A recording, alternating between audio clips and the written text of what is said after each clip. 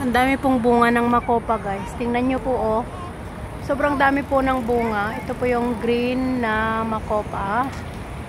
Ang dami rin po siyang maibibigay na benefits nito, guys. Katulad po ng diabetes, high blood pressure, high cholesterol. Nakakapagpababa po siya ng mga sakit na ganito.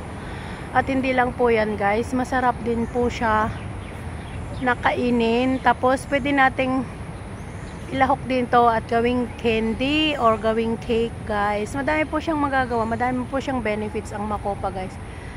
At yan po ay pwede rin siyang maging juice o kaya maging palaman. Yan, guys. Candy. Pwede siyang maging candy at nilalahok po siya sa mga dessert din. Ayan, guys, pwede rin siyang gawing juice. Kung gusto niyo pong mag-fruit juice, ayan po, makopa fruit juice. Pwede po yan, ilahok sa kahit anong klase ng prutas, guys. Okay, guys, thank you for watching. I love you all.